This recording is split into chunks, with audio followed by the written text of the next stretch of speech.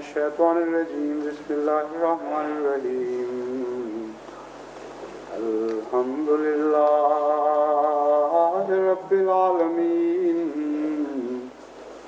الرحمن الرحيم مالك يوم الدين إياك نعبد وإياك نستعين اهدنا الصراط المستقيم صراط الذين أنعمت عليهم غير المغضوب عليهم ولا الضالين.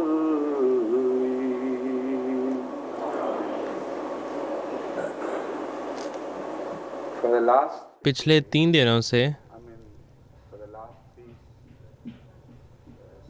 یہ بلکہ پچھلے 3 درسوں میں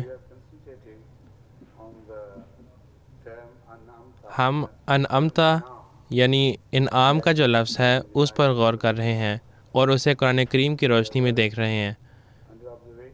جو آیت زیر بحث ہے وہ صراط الذین انعمت علیہم ہے، یعنی ان لوگوں کا راستہ جن پر تو نے اپنے انعامات کیے.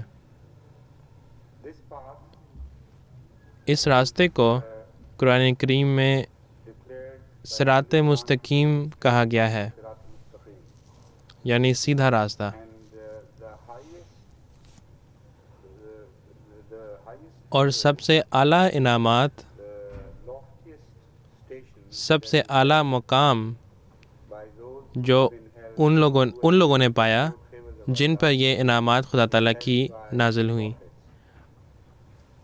یعنی انبیاء. تو انبیاء کی تعلیمات کی روشنی میں اور ان کے کردار کی روشنی میں ہم نعمہ کے لفظ کو سمجھنے کی کوشش کر رہے ہیں، اور وہ کون خوش قسمت لوگ ہیں جن پر خدا تعالیٰ نے اپنی انعامات کیں اور انہوں نے اپنے اعمال کے ذریعے خدا تعالیٰ کے انعامات کو کیسے حاصل کیا. پچھلے درس میں میں نے اس بات کی وضاحت کی تھی کہ انبیاء کے کردار کی روشنی میں اور ان کی تعلیمات کی روشنی میں ایک بات واضح طور پر نظر آتی ہے، اور وہ یہ ہے کہ وہ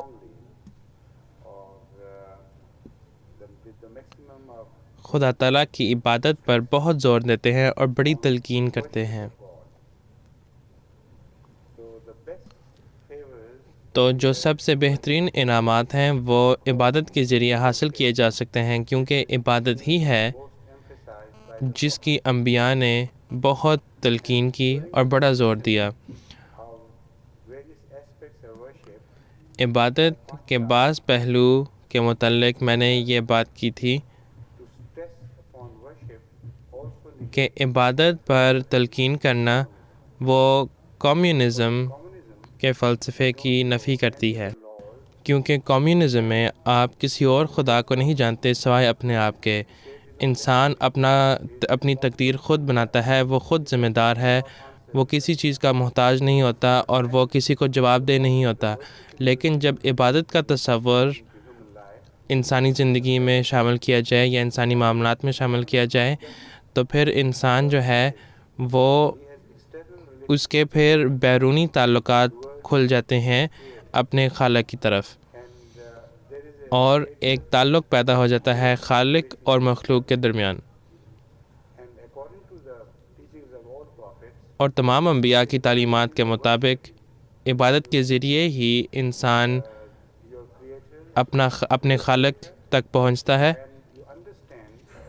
اور آپ اپنے خالق کی خواہش کو سمجھنے لگتے ہیں. اور جب آپ اپنے خالق کی خواہش کو سمجھنے لگتے ہیں تو پھر ایک اور پہلو شامل کیا جاتا ہے انبیاء کی تعلیمات میں، اور وہ یہ ہے کہ ایک انسان کا کسی اور انسان سے تعلق. تو یہ وہ 2 پہلو تھے جن کا ذکر کل کسی حد تک کیا گیا تھا، اور کل کے درس میں میں نے بتایا تھا کہ عبادت پر جو خاص تلقین کی گئی ہے اس کے ذریعے کمیونزم کا فلسفہ کی نفی کی جاتی ہے۔ لیکن صرف اتنی ہی بات نہیں، کیونکہ انسانی معاملات میں جیسا کہ میں نے پہلے بتایا اس بات پر بہت زور دیا جاتا ہے کہ ہر قسم کے استحصال کے خلاف لڑا جائے۔ تو صرف کمیونزم کا فلسفے کی نفی نہیں کی جاتی بلکہ کیپٹلزم کے فلسفے کی بھی نفی کی جاتی ہے، کیونکہ اس بات کی آزادی کہ لوگ دوسرے لوگوں کا استحصال کریں، یہ کیپٹلزم کا ایک بنیادی فلسفہ ہے، اگر ان کا کوئی فلسفہ ہے۔ در حقیقت جب آپ کیپٹلزم کا بغور مطالعہ کریں تو آپ کو معلوم ہوگا کہ کیپٹلزم میں فلسفے کی بہت کمی ہے۔ در حقیقت کوئی فلسفہ ان کا ہے ہی نہیں، ہر ایک اپنا ہی فائدے کے بارے میں سوچتا ہے۔ تو یہ وہ فلسفہ ہے جو کیپٹلسٹک نظام کے پیچھے چلتا ہے۔ آزادی کے نام پر آپ صرف اپنے فوائد یا نفع کو محفوظ نہیں کرتے بلکہ آپ دوسروں کے نفع یا فوائد کو چھین لیتے ہیں، اور جو طاقتور ہے وہ زیادہ طاقتور بنتا جاتا ہے اور جو کمزور ہے وہ کمزور تر بنتا چلا جاتا ہے، اور اس کا نتیجہ یہ بنتا ہے کہ مختلف طبقات پیدا ہوتے ہیں اور یہ سب کچھ استحصال پر منحصر ہے۔ تو چونکہ قرآن کریم اور خاص طور پر سورہ فاتحہ ایک ایسے معاشرے کی نفی کرتی ہے جس میں خدا کا کوئی تصور نہ ہو، ایک ایسا معاشرہ جو کسی اور کا محتاج نہ ہو اور کسی کو جواب دینا ہو، اور یہ استحصال کے فلسفے کی نفی کرتی ہے بلکہ اس کے خلاف گویا کہ لڑتی ہے۔ تو اسلام گویا کہ بالکل درمیان میں ہے اور دونوں اطراف سے اسے لڑنا پڑتا ہے، اور یہی صراط الذین انعمت علیہم ہے، کیونکہ یہ بات ثابت شدہ ہے بڑے مثبت اور قطعی طور پر یہ انبیاء کے کردار سے ثابت ہے۔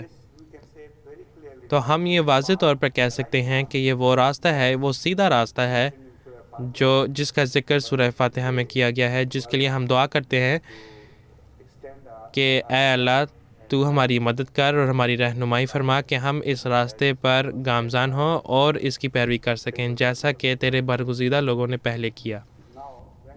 اب جب ہم اس راستے کو مزید پرکھتے ہیں اور مذہب کی تاریخ پر نظر ڈالتے ہیں تو ہمیں معلوم ہوگا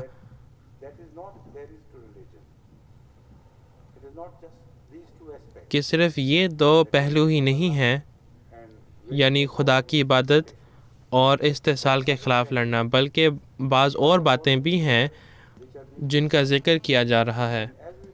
اور جب ہم انبیاء کے راستے کا مطالعہ کرتے ہیں ابتدائی تاریخ سے لے کے حضور صلی اللہ علیہ وسلم کے زمانے تک جو کہ اسلام کے بانی ہیں، ہم ایک بڑا دلچسپ فنامنا دیکھتے ہیں جو مذاہب کے میدان کو مزید وسیع کرتا چلا جا رہا ہے، جو زیادہ سے زیادہ انسانی زندگی کے مختلف پہلوؤں کا احاطہ کر رہی ہے، اور اس کا نتیجہ یہ ہے کہ مثبت طور پر ارتقاء کا مطالعہ کیا جا سکتا ہے جیسا کہ انسان مذہبی تاریخ کا مطالعہ کرتا ہے انبیاء کے کردار اور ان کے زمانے کی روشنی میں۔ آدم علیہ السلام سے لے کے حضور صلی اللہ علیہ وسلم تک جو کہ اسلام کے بانی ہیں، ایک خاص رجحان ہے جس میں مذہب کے میدان میں وسعتیں بڑھتی چلی جا رہی ہیں۔ جب آپ اسلام تک پہنچتے ہیں تو پتہ چلتا ہے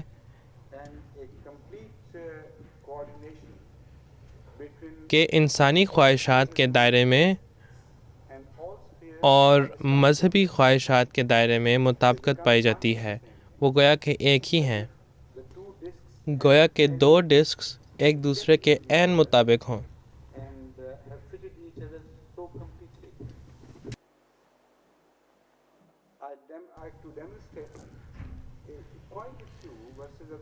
قرآن کریم کی کئی ایسی آیات ہیں جو پیش کی جا سکتی ہیں اس بات کو ثابت کرنے کے لیے کہ ابتدا میں شروع میں جو انبیاء ہیں وہ مذہب کی بنیادی باتیں ان کا ذکر کرتے تھے، اور اس کا بھی میں نے ذکر کیا ہے، لیکن وہ تفصیل میں نہیں جاتا تھا، اور اس کا نتیجہ یہ تھا کہ جتنا پرانا کوئی مذہب ہو، اس کی تعلیمات کا جو دائرہ ہے وہ اتنا ہی چھوٹا ہے، اور آپ جتنا قریب تر حضور صلی اللہ علیہ وسلم کے زمانے تک آئیں وقت کے لحاظ سے، تو آپ دیکھیں گے کہ جو تعلیمات کا دائرہ ہے وہ وسیع ہوتا چلا جاتا ہے۔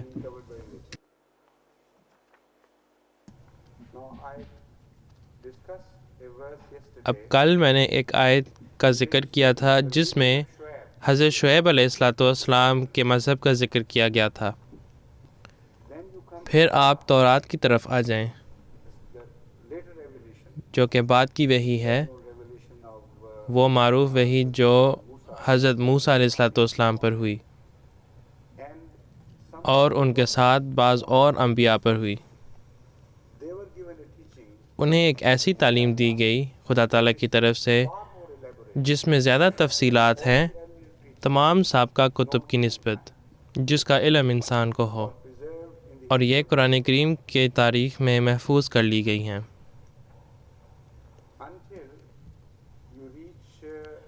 جب آپ حضرت عیسیٰ علیہ السلام کے زمانے تک پہنچتے ہیں، حضرت موسیٰ علیہ السلام کے زمانے سے لے کر حضرت عیسیٰ علیہ السلام کے زمانے تک تورات کی تعلیمات میں کسی بھی تعلیم کا کوئی اضافہ نہیں، اور قرآن کریم کے مطابق تمام انبیاء جو ان دونوں کے درمیان آئے وہ تورات کی تعلیمات کے مطابق اپنی زندگیاں بسر کرتے تھے، یعنی وہ تعلیم جو حضرت موسیٰ علیہ السلام کو دی گئی، اور وہ اپنے کام وغیرہ اس تعلیم کے مطابق کرتے تھے۔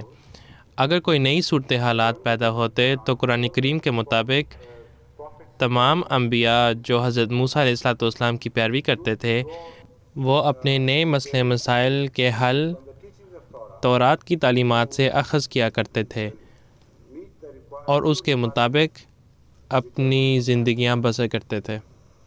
یحکم بہا النبیون کا یہی مطلب ہے، ایک ایسی تعلیم جو پہلے نازل ہوئی اور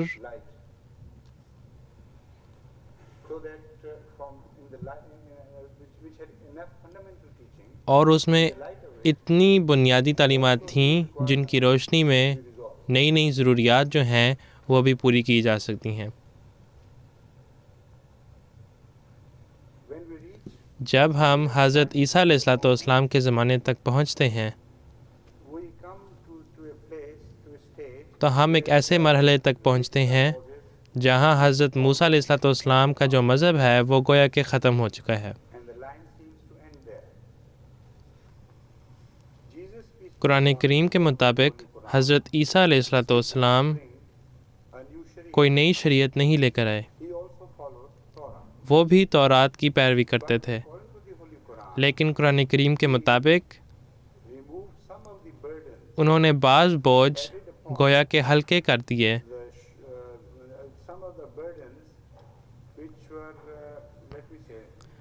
بلکہ بوجھ کا لفظ یہاں نہیں استعمال کرنا چاہیے۔ حضرت عیسیٰ علیہ السلام نے بعض چیزوں کو حلال قرار دیا جو کہ پہلے حرام قرار دی گئی تھیں یہودیوں کے لیے۔ یہ وہ ایک فرق ہے جو قرآن کریم میں نظر آتا ہے جس کو حل کرنا ضروری ہے قبل اس کے کہ ہم مزید آگے بڑھیں۔ ہمارے مطالعہ کے مطابق حضرت موسیٰ علیہ السلام شریعت لے کر آئے تھے، یعنی وہ شریعت جو ان پر نازل ہوئی، اور باقی دوسرے انبیاء جو ہیں مثلاً داؤد علیہ السلام اور سلیمان علیہ السلام اور بعض دوسرے انبیاء وہ اسی شریعت کے مطابق چلتے تھے، انہی کے شریعت کے مطابق چلتے تھے، ان پر اور کوئی شریعت نازل نہیں ہوئی۔ یہ ایک حتمی بات ہے۔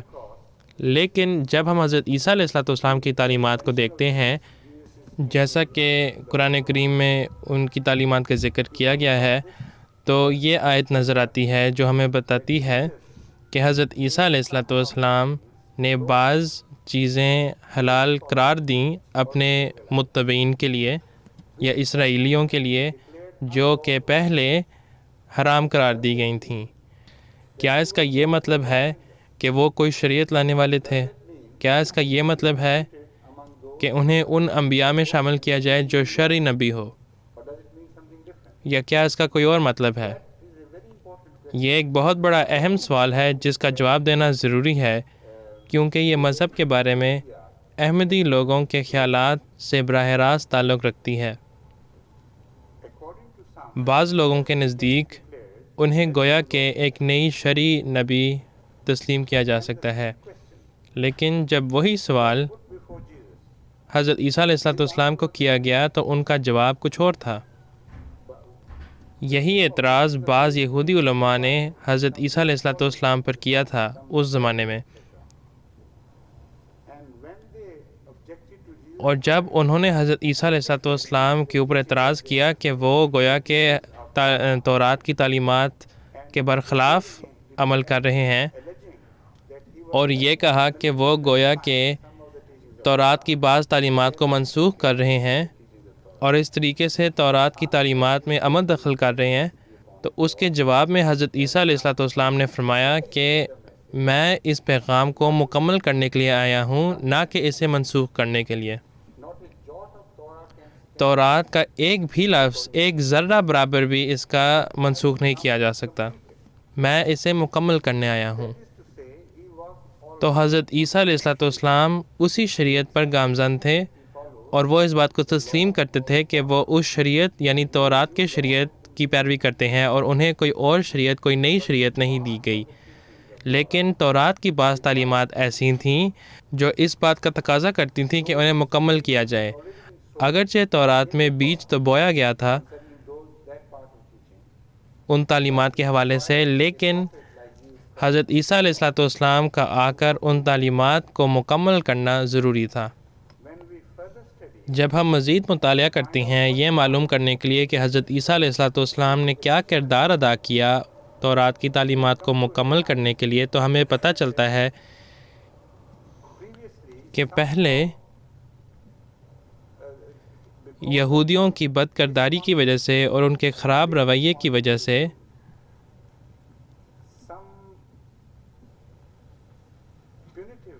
بعض تعزیری تعلیمات کا اضافہ تورات میں کیا گیا۔ وہ بنیادی حیثیت تو نہیں رکھتی تھیں اور نہ وہ دائمی تعلیمات تھیں، وہ صرف سزا دینے کے لیے تھیں، اور انہیں بعض کام کرنے سے منع کیا گیا تھا۔ مثال کے طور پر خمیر کھانے سے منع کیا گیا تھا، بعض اور کام کرنے سے منع کیا گیا تھا، اور قرآن کریم بڑے قطعی طور پر یہ بتاتا ہے کہ یہ سزا کے طور پر تھا، نہ کہ کوئی مستقل تعلیم اسرائیلیوں کے لیے۔ تو جو حضرت عیسیٰ علیہ السلام نے کیا تھا وہ یہ تھا کہ انہوں نے عام معافی کا اعلان کیا تھا۔ تو تعلیم کا وہ حصہ جو سزا کے طور پر جس کا اضافہ کیا گیا تھا وہ حضرت عیسیٰ علیہ السلام نے کیا تھا، یہ ایک کام تھا جو انہوں نے کیا تھا۔ اور جو دوسرا کام انہوں نے کیا تھا وہ یہ تھا کہ اگرچہ تورات میں بدلہ لینے پر بہت زور اور تلقین دی جاتی تھی، اور اتنا زور دیا جاتا تھا بدلہ لینے پر اتنا زور دیا جاتا تھا کہ اس وقت کے جو علماء تھے وہ یہ سمجھتے تھے، غلط طور پر یہ سمجھتے تھے کہ تورات میں معافی کی کوئی گنجائش ہی نہیں ہے، صرف بدلہ ہی بدلہ لینا ہے اور کچھ نہیں۔ لیکن قرآن کریم ہمیں بتلاتا ہے کہ تورات میں معافی کی گنجائش تھی، لیکن اس کی طرف توجہ نہیں دی گئی۔ جب تک اس کی طرف توجہ نہ دی جاتی تو تورات کی تعلیم مکمل نہیں ہو سکتی تھی۔ تو جو حضرت عیسیٰ علیہ السلام نے کیا تھا وہ یہ تھا کہ انہوں نے اس تعلیم کی طرف توجہ دی جس کی طرف توجہ نہیں دی جا رہی تھی، اس کو نمایاں کیا اور لوگوں کے سامنے اسے پیش کیا۔ تو حضرت عیسیٰ علیہ السلام نے جو خاص زور معاف کرنے پر دیا، یہ وہ نقطہ ہے، یہ وہ بات ہے جس کا ذکر قرآن کریم میں کیا جا رہا ہے کہ انہوں نے بعض بوجھ ہلکے کیے یا بعض پابندیاں ختم کیں جو یہودیوں پر لاگو کی جاتی تھیں۔ تو قرآن کریم کی اس آیت کی روشنی میں اور حضرت عیسیٰ علیہ السلام کے اپنے بیان کی روشنی میں ایک بڑا واضح تصویر ہمارے سامنے ہے کہ حضرت عیسیٰ علیہ السلام کا کیا کردار تھا اسرائیلیوں کے نبی کے طور پر۔ وہ کسی نئی تعلیم کے ساتھ نہیں آئے، وہ اس پیغام کو مکمل کرنے کے لیے آئے تھے اور ان تعلیمات کی طرف توجہ دلانے آئے تھے جنہیں لوگ بھول چکے تھے، یعنی وہ لوگ جو صرف اپنے مفاد کے بارے میں سوچتے تھے اور خود اختیار حاصل کرنا چاہتے تھے۔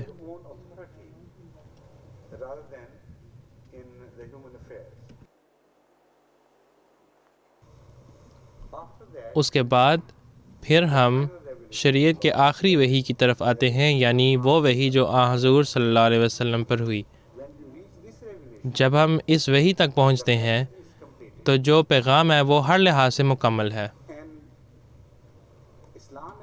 اور اسلام جیسا کہ آپ مطالعہ کر سکتے ہیں انسانی خواہشات کے وسیع دائرے کا احاطہ کرتی ہے۔ کوئی ایسا مذہب نہیں جس کا موازنہ اسلام کے ساتھ کیا جائے۔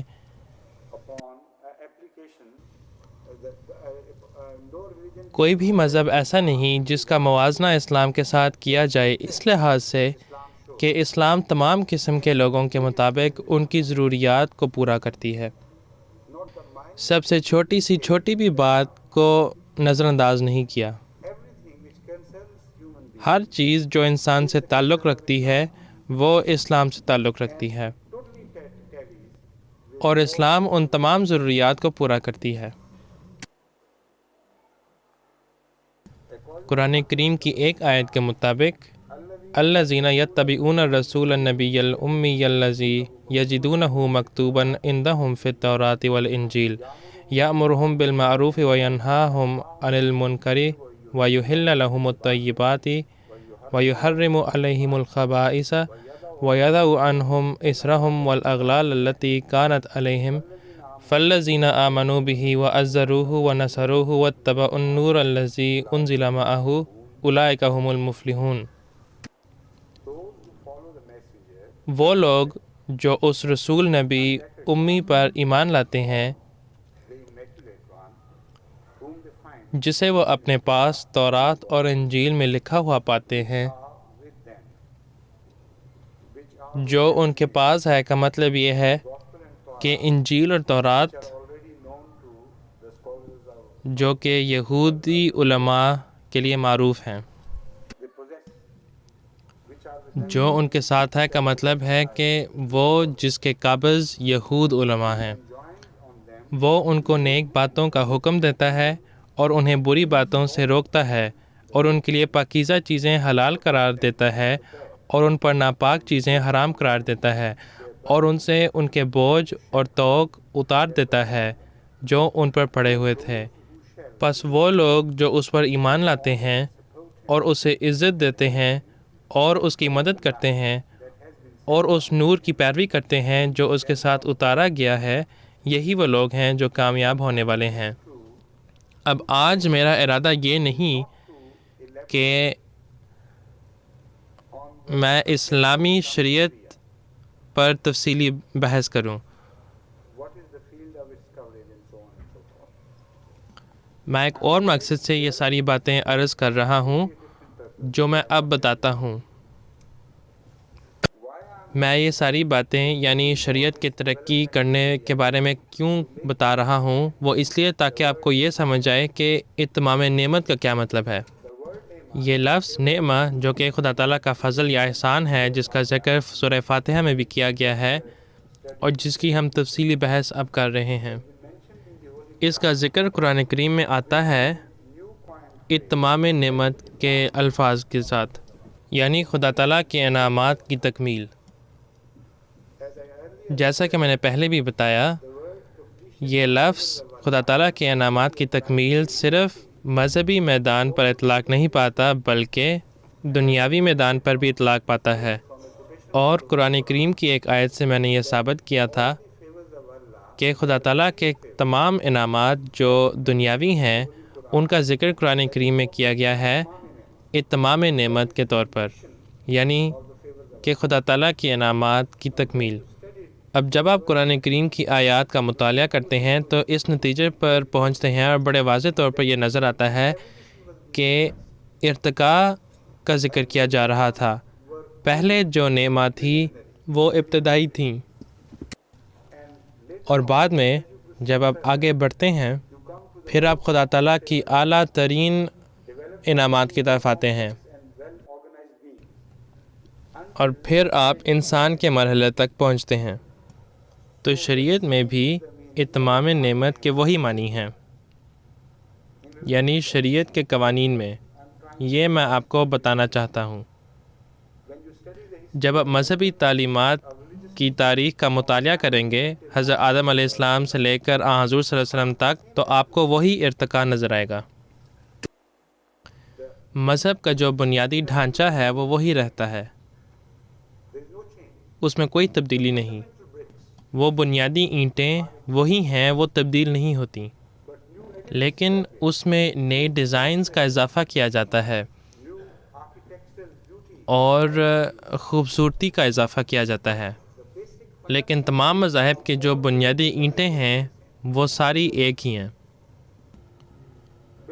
عمارتیں وسیع تر ہوتی چلی جا رہی ہیں، لمبی ہوتی چلی جا رہی ہیں، جب تک کہ اسلام کے اسکائی اسکریپرز بنتے ہیں، لیکن کسی بھی مذہب میں کوئی تضاد نہیں ہے۔ کوئی بھی مذہب کسی اور مذہب کی تعلیمات کے ساتھ تضاد نہیں رکھتا۔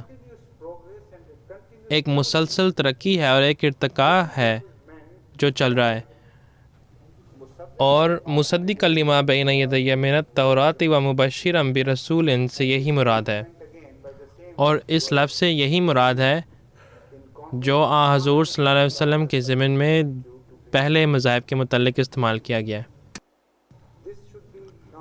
اب یہ بات آپ پر واضح ہونی چاہیے کہ کوئی بھی ایسا نبی نہیں جس نے اپنے سے پہلے نبی کی تعلیمات کو منسوخ کیا ہو۔ جو کچھ انبیاء نے کیا ہے اور جو کچھ وہ کرتے رہے ہیں وہ اس لیے انہوں نے کیا کہ تاکہ جو پہلی تعلیمات ہیں ان کو مزید مکمل کیا جائے، تاکہ جو اس وقت کی ضروریات ہیں انہیں پورا کیا جائے، تاکہ ایک ترقی یافتہ معاشرے کی ضروریات کو پورا کیا جائے، تاکہ ترقی یافتہ لوگوں کی ضروریات کو بھی پورا کیا جائے۔ صرف معاشرہ ہی نہیں بلکہ لوگوں کی ضروریات کو بھی پورا کیا جائے۔ جیسا کہ ہم انسانی علم اور انسانی تجربے میں ترقیات حاصل کرتے ہیں، ہمیں پتہ چلتا ہے کہ انسان جو 4000 سال پہلے پائے جاتے تھے وہ وہی انسان نہیں ہیں جو 3000 سال پہلے پائے جاتے تھے، یا جو 1000 سال پہلے پائے جاتے تھے، یا پھر جس طرح کہ وہ آج پائے جاتے ہیں۔ تو ہم ایک مسلسل ترقی کا ایک عمل دیکھتے ہیں جہاں لوگ ترقی کرتے ہیں، بڑھتے چلے جاتے ہیں اور ان کی ضروریات بڑھتی چلی جاتی ہیں۔ اب ان ضروریات کو پورا کرنے کے لیے ایک ترقی یافتہ تعلیم کی بھی ضرورت تھی، ایک اور تعلیم کی بھی ضرورت تھی، اور اس کا نتیجہ یہ ہوا کہ ہر شریعت لانے والا نبی جو کسی اور شرعی نبی کے بعد آیا ہو اس میں بعض تعلیمات کا اضافہ کیا گیا تاکہ اس وقت کی مناسبت سے جو اس وقت کی ضروریات ہیں وہ پوری کی جائیں، لیکن ان تعلیمات میں اور پہلی تعلیمات میں کوئی تضاد نہیں پایا جاتا ہے، اور اس سے مطلب ہے اتمام نعمت۔ اتممت علیکم نعمتی۔ اب یہ لفظ اتمام نعمہ یہ قرآن کریم میں استعمال کیا گیا ہے۔ حضرت ابراہیم علیہ السلام کی تعلیمات کے حوالے سے، حضرت یعقوب علیہ السلام، حضرت اسحاق علیہ السلام اور حضرت یوسف علیہ السلام کی تعلیمات کے حوالے سے۔ تو پہلے اتمام نعمہ کا کیا مطلب ہے، اور اس اتمام نعمہ کا کیا مطلب ہے جو حضور صلی اللہ علیہ وسلم کے زمانے کا ہے، جو کہ آخری شرعی نبی ہیں۔ جب آپ اس بات کو سمجھیں گے تو پھر پورا جو مسئلہ ہے وہ حل ہو جائے گا۔ در حقیقت بات یہ ہے کہ قرآن کریم اتمام نعمت کا وہی لفظ استعمال کرتا ہے حضور صلی اللہ علیہ وسلم کے لیے، لیکن ایک اضافی صفت کے ساتھ جو کہ کوئی اور نبی کے لیے استعمال نہیں کیا گیا. And the verse which I have in my mind, اور جو آیت میرے ذہن میں ہے understand fully. اور جسے میں آپ کو بھی سمجھانا چاہتا ہوں وہ یہ ہے، تو علیکم نعمت یوم اتممت علیکم نعمتی واکملت یوم الیوم اکملت لکم دینکم و اتممت علیکم نعمتی و رضیت لکم الاسلام دینا. in this verse اس آیت میں صلی اللہ حضور صلی اللہ علیہ وسلم is told by God, کو خدا تعالیٰ کی طرف سے بتایا گیا ہے کہ اکملت لکم دینکم، today we have completed. کہ آج ہم نے تیرا دین کامل کر دیا. Deen can be translated crudely by the word faith. But anyway, I mean, this is a much wider word. So let's, for the time being, translate it as faith. Al-yawma الیوم اکملت لکم دینکم، I have آج میں نے تمہارا دین کامل کر دیا. atmamtu alaykum وہ اتممت علیکم Nemati, consummated the اور میں نے وہ نعمتیں جو میں تمہیں دیتا رہا ہوں تمام کر دی ہیں.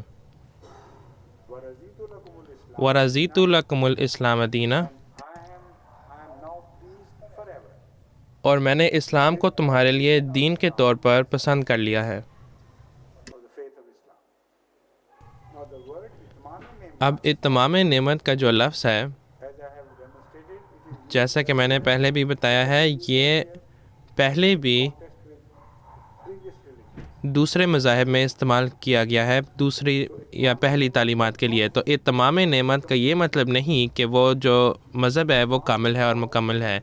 اتمام نعمت کا یہ مطلب ہے کہ وہ تعلیمات جو اس وقت کے لیے اس وقت کی ضروریات کو پورا کرتی ہو، اور وہ تمام پہلو جن کی کمی تھی انہیں وقت کی ضروریات کے مطابق پورا کیا گیا ہے. تو اتمام نعمت ایک مسلسل مرحلہ ہے جو ترقی کرتا چلا جاتا ہے اور تکمیل کی طرف جاتا ہے، لیکن وہ مکمل طور پر کامل یا آخری کامل مرحلہ نہیں ہے. اتمام نعمت کا مطلب ہے کہ وہ ایک مذہب کو اس وقت کی ضروریات کے مطابق مکمل کرتا ہے. لیکن اکمال دین ایک نئی اصطلاح ہے جو اسلام کے متعلق استعمال کیا گیا ہے، اور اس کا مطلب یہ ہے کہ وہ ہر لحاظ سے کامل ہے، جس کے بعد کسی بھی قسم کا کوئی اضافہ نہیں کیا جا سکتا. کمال کا مطلب ہے وہ مرحلہ، وہ آخری حد یا مرحلہ جس کے آگے اور کچھ نہیں. تو اکمال دین کی یہ اصطلاح بہت اہم اصطلاح ہے، اور مسلمانوں کو اس پر بہت غور کرنا چاہیے، کیونکہ یہ ایک منفرد اصطلاح ہے جو صرف اور صرف حضور صلی اللہ علیہ وسلم کی تعلیمات کے حوالے سے استعمال کیا گیا ہے. تو اس کے ضمن میں نعمہ بڑی خوبصورتی سے سمجھا جا سکتا ہے. اب جب ہم مذاہب کی تاریخ کا مطالعہ کرتے ہیں تو ہمیں اس بہت ہی خوبصورت اور بہترین فنامنا کا پتہ چلتا ہے کہ آپ جب کبھی بھی مذہبی تاریخ میں کسی بھی دور کو دیکھیں تو ہر دور میں جو بھی مذہبی تعلیمات رائج ہیں وہ اس وقت کے لیے مکمل ہے، جو اس وقت کی ضروریات کو پورا کرتی ہے، ورنہ وہ اتمام نعمت نہیں کہلائی جا سکتی. اس دور کی مناسبت سے ہر تعلیم مکمل ہوتی ہے، لیکن وہ ہر لحاظ سے کامل نہیں ہوتی، کیونکہ اکمال کا لفظ نہیں استعمال کیا گیا. اسلامی تعلیمات میں یہ فرق ہے، یہ صرف زمانے کے لحاظ سے مکمل نہیں، یعنی جب وہ نازل ہوئی، بلکہ اسے گویا کہ آخری حد تک کامل کیا گیا ہے، یعنی اس حد تک کہ اس کے بعد کسی چیز کا کوئی اضافہ نہیں کیا جا سکتا. اور اس ضمن میں خاتم النبیین کے حقیقی معنی سمجھے جا سکتے ہیں، لیکن اس کے بارے میں ہم پھر کبھی بات کریں گے. اب یہ بات بیان کر کے ہم مزید آگے بڑھتے ہیں to certain other aspects اور نعمہ کی بعض اور پہلو کو دیکھتے ہیں، that is Nabuwa, یعنی نبوت، because the best form of Nema کیونکہ جو سب سے بہترین نعمت جس کا ہمیں بتایا گیا ہے قرآن کریم میں وہ نبوت ہے۔ now we understand that prophet, اب ہم سمجھتے ہیں کہ نبوت جو ہے، institution of prophet جو نبوت کا نظام ہے وہ اس لیے نافذ کیا گیا to introduce law, کہ تاکہ قوانین بنائے جائیں but there جن کے ذریعے انسانی امور چلائے جانے تھے، and so far we have discussed only this aspect of اور اب تک ہم نے نبوت کے اس پہلو پر بات کی ہے۔ when they bring law, جب انبیاء کوئی نئی شریعت لاتے ہیں تو وہ کیا قوانین لاتے ہیں، fair ان کی کیا دلچسپیاں یا خواہشات ہوتی ہیں، object of those laws, ان قوانین کا کیا مقصد ہوتا ہے، ان باتوں کے متعلق ہم بات کر چکے ہیں۔ all the purpose, لیکن کیا یہی مقاصد ہیں کسی نبی کو بھیجنے کے، or there's some یا کوئی اور بھی مقاصد ہیں؟ now we turn our attention to this aspect. اب ہم اس پہلو کی طرف آتے ہیں۔ We have already told you میں آپ کو پہلے بتا چکا ہوں کہ جتنے بھی انبیاء آئے ہیں وہ سارے شرعی نبی نہیں تھے، just bringing تو ظاہر ہے کہ not the only purpose, کسی نبی کا شریعت لانا ہی وہ مقصد نہیں ہے جس کے لیے انبیاء کا نظام شروع کیا گیا ہے۔ اگر یہ وہ مقصد ہوتا جس کی وجہ سے انبیاء بھیجے جاتے تو پھر شرعی نبی کافی ہوتے، اور جہاں تک مجھے علم ہے we can pinpoint only about 4 ہم 4 یا 5 انبیاء کی نشاندہی کر سکتے ہیں جو شرعی نبی ہیں تمام انبیاء کی تاریخ میں، prophethood as revealed in the Holy Quran. جیسا کہ قرآن کریم میں ذکر ہے۔ Adam perhaps would be the first. حضرت آدم علیہ السلام پہلے شرعی نبی ہیں، پھر حضرت نوح علیہ السلام، پھر حضرت ابراہیم علیہ السلام، اور پھر حضرت موسیٰ علیہ السلام۔ There are just 4 laws. تو یہ 4 شرعی نبی ہیں، اور آخری جو نبی حضور صلی اللہ علیہ وسلم ہیں وہ آخری شرعی نبی ہیں اور خاتم النبیین ہیں۔ لیکن انبیاء کی جو تعداد قرآن کریم میں بیان کی گئی ہے وہ 25 ہے، تو کم از کم 25 ایسے انبیاء ہیں جن کا ذکر قرآن کریم میں کیا گیا ہے اور جو کوئی نئی شریعت نہیں لائے، اور جو قرآن کریم کی واضح اور بین بیانات کے مطابق پہلی شرعی نبی کی تعلیمات کے مطابق چلتے تھے۔ تو پھر ان انبیاء کی کیا ضرورت ہے، کیا مقصد ہے؟ یہ ہے وہ بات جو ہمیں دیکھنی ہے۔ Study جب آپ the purpose of the prophethood of Ahad, حضور صلی اللہ علیہ وسلم کی نبوت کا مقصد دیکھیں، then you پھر نبوت کے تمام پہلو سامنے آ جاتے ہیں، prophethood. Because when کیونکہ اگر ان کی تعلیم کامل ہے in him complete تو ان کے وجود میں وہ تمام پہلو بھی کامل ہیں جو نبوت سے تعلق رکھتے ہیں۔ so when you تو جب آپ اس بات کا مطالعہ کریں کہ حضور صلی اللہ علیہ وسلم کی آمد کا کیا مقصد تھا، کس کام کے غرض سے بھیجا تھا، پھر آپ کو ان مختلف مقاصد کی سمجھ آتی ہے aspects nature all the جن کے لیے مختلف انبیاء بھیجے گئے ہیں۔ sent. So the verse which I quoted تو جس آیت کا حوالہ میں نے پیش کیا تھا وہ اس موضوع سے تعلق رکھتی ہے۔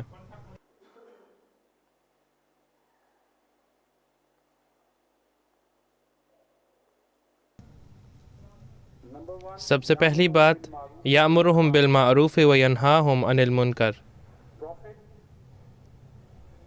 یعنی کہ نبی ان کو نیک باتوں کا حکم دیتا ہے اور انہیں بری باتوں سے روکتا ہے۔ یہ تمام انبیاء میں ایک مشترک بات پائی جاتی ہے۔ وَيُحِلُّ لَهُمُ الطَّيِّبَاتِ وَيُحَرِّمُ عَلَيْهِمُ الْخَبَائِثَ، and forbids lawful declares lawful اور وہ ان کے لیے پاکیزہ چیزیں حلال قرار دیتا ہے اور ان پر ناپاک چیزیں حرام قرار دیتا ہے۔ this is the process تو یہ شریعت لانے کا ایک مقصد ہے کہ انہیں ان باتوں کے بارے میں بتایا جائے جو ان کے لیے بری ہیں، اور ان باتوں کے بارے میں آگاہ کیا جائے جو ان کے لیے اچھی ہیں، اور بری چیزوں کو حرام قرار دینا اور اچھی چیزوں کو حلال قرار دینا۔ یہاں شریعت لانے کا جو مقصد ہے وہ ختم ہو جاتا ہے۔ لیکن انبیاء کی آمد کے جو مقاصد ہیں وہ وہاں ختم نہیں ہوتے. وَيَضَعُ عَنْهُمْ إِسْرَهُمْ وَالْأَغْلَالَ الَّتِي كَانَتْ عَلَيْهِمْ. یہ ایک اور وجہ ہے کہ انبیاء دنیا میں آتے ہیں کہ وہ ان کے بوجھ ہلکا کر دیں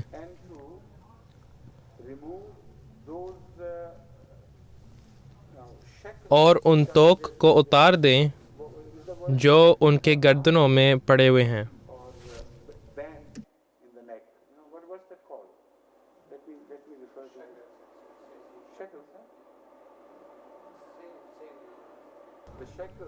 ایک تو توق ہے لیکن گردن میں ایک اور چیز بھی ہوتی ہے، گریبان، اور ان گریبانوں کو بھی اتار دیں جو کہ ان توق کا حصہ ہیں، جو ان کی آزادی میں یا ہلنے جلنے میں خلل ڈالتی ہے، تاکہ وہ ایک آزاد معاشرہ بن جائے. یہ بھی ایک وجہ ہے جو انبیاء بھیجے جاتے ہیں. تو جب انبیاء بھیجے جاتے ہیں تو ان پر بعض بوجھل باتیں ڈالی جاتی ہیں، کئی غلط عادتیں ہوتی ہیں جن کے پیچھے وہ چل رہے ہوتے ہیں، اور وہ گویا کہ اسے اپنا زندگی کا بہترین حصہ بنا لیتے ہیں، لیکن در حقیقت وہ ان کے گردنوں میں توق کے طور پہ ہے اور ان کی ترقی میں رکاوٹ پیدا کرتی ہے. تو انبیاء ان غلط عادتوں کے خلاف کام کرتی ہیں یا ان کے خلاف لوگوں کو سکھلاتی ہیں کہ جو تم کر رہے ہو وہ غلط ہے. یہ بھی ایک وجہ ہے انبیاء کے آنے کی. پھر قرآن کریم ہمیں بتاتا ہے هُوَ الَّذِي بَعَثَ فِي الْأُمِّيِّينَ رَسُولًا مِّنْهُمْ يَتْلُو عَلَيْهِمْ آيَاتِهِ وَيُزَكِّيهِمْ وَيُعَلِّمُهُمُ الْكِتَابَ وَالْحِكْمَةَ وَإِنْ كَانُوا مِنْ قَبْلُ لَفِي ضَلَالٍ مُّبِينٍ. وہی ہے یعنی اللہ جس نے امی لوگوں میں انہی میں سے ایک عظیم رسول مبعوث کیا جو کہ انہی کی طرح امی تھا. یتلو علیہم آیاتہ، وہ ان پر اس کی آیات کی تلاوت کرتا ہے، یعنی شریعت کی وحی. وہ وحی انہیں پڑھ کر سنائی جا رہی ہے جو حضور صلی اللہ علیہ وسلم کو ملی. تو ایک مقصد یہ تھا کہ وہ ایک قانون لاتے اور لوگوں کے سامنے اس قانون کو پیش کرتے. لیکن صرف اتنا ہی نہیں، وَيُزَكِّيهِمْ، اور وہ انہیں پاک کرتا ہے. اس لفظ کا مطلب ہے، یہ جو یزکیہم کا لفظ استعمال کیا گیا ہے، اس کا مطلب یہ ہے کہ وہ جو قانون ہے وہ بذات خود پاک کرنے کے لیے کافی نہیں ہے. جو انبیاء ہیں وہ ایک بڑا اہم کردار ادا کرتے ہیں لوگوں کو پاک کرنے میں، اور صرف قانون کی وحی جو ہے وہ اس کے لیے کافی نہیں ہے.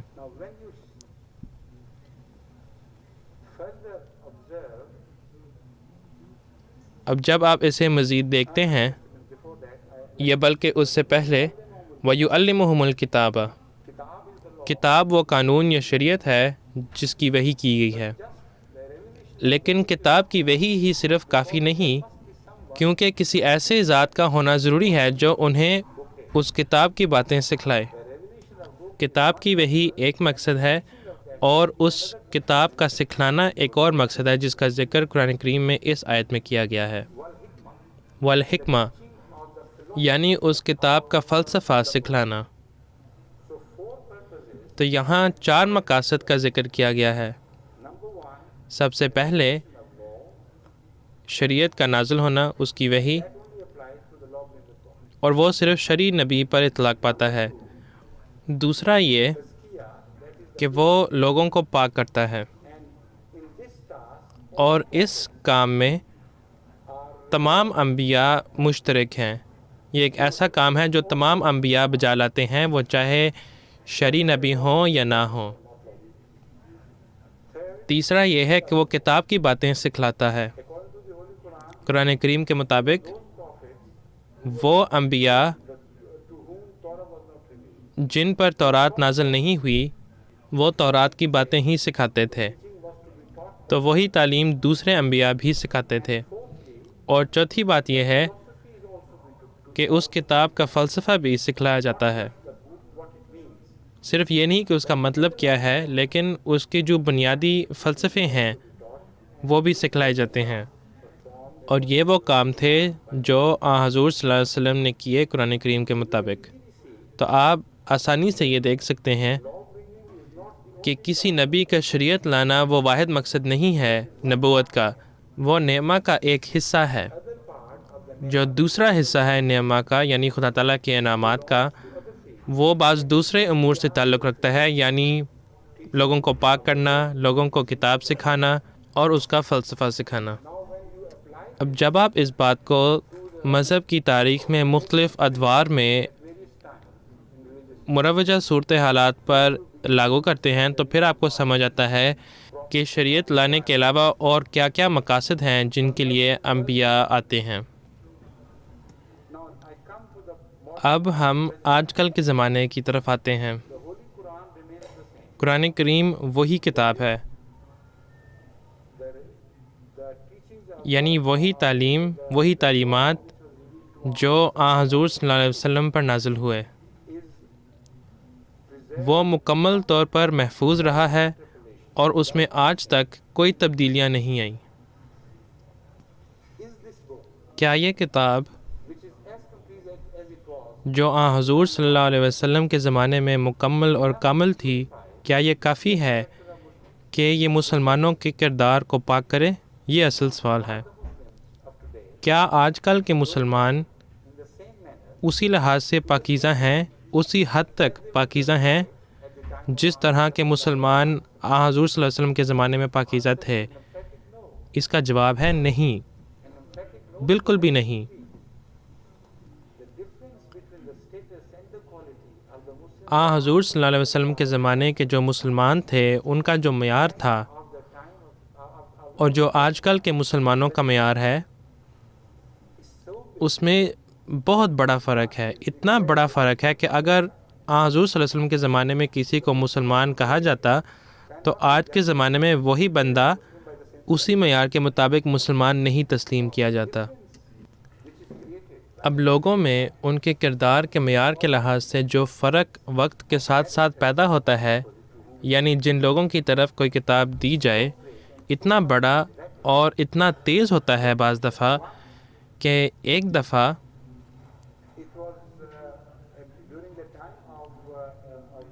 حضور صلی اللہ علیہ وسلم کے صحابی کے زمانے کی بات ہے،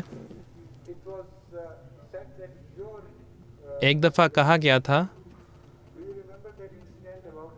آپ کو حضرت علی کا وہ واقعہ یاد ہے جب انہوں نے کہا تھا کہ فرق یہ ہے کہ مجھ جیسے لوگ تھے جو حضور صلی اللہ علیہ وسلم کی پیروی کرتے تھے اور اب تم جیسے لوگ ہو جو میری پیروی کرتے ہو۔ آپ کو وہ پورا واقعہ یاد ہے؟ حضور فرماتے ہیں مجھے تفصیلات تو نہیں یاد، لیکن جو اہم بات ہے وہ یہ ہے کہ کسی نے حضرت علی رضی اللہ عنہ پر اعتراض کیا تھا کہ بہت سی چیزیں ایسی ہیں جو آپ کے زمانے میں اب بدل گئی ہیں اور وہ اس طرح نہیں ہیں جس طرح وہ حضور صلی اللہ علیہ وسلم کے زمانے میں ہوا کرتی تھیں، اور یہ صرف چوتھی خلافت ہے۔ تو یہ کیا ماجرا ہے؟ یعنی اس شخص نے حضرت علی رضی اللہ عنہ کو قصوروار ٹھہرایا۔ کہنے کا ان کا مطلب یہ تھا کہ آپ کی قیادت نامکمل ہے اور آپ کی وجہ سے آپ کے دور میں اسلام میں بدقسمتی سے زوال آنا شروع ہو گیا ہے۔ اس کا جواب جو حضرت علی رضی اللہ عنہ نے دیا وہ بہت ہی خوبصورت تھا۔ حضور نے فرمایا کہ وجہ پتہ کیا ہے؟ کہ حضور صلی اللہ علیہ وسلم کے زمانے میں مجھ جیسے لوگ تھے جو اسلام کی خدمت کر رہے تھے، لیکن میرے دور میں تم جیسے لوگ ہو جو اسلام کی خدمت کر رہے ہو۔ تو دیکھیں کتنا بڑا فرق آ گیا صرف چند سالوں میں۔ اس فرق کی بنیادی وجہ کیا ہے؟ جو بڑی اہم چیز ہے وہ حضور صلی اللہ علیہ وسلم کی موجودگی ہے اور ان کی عدم موجودگی۔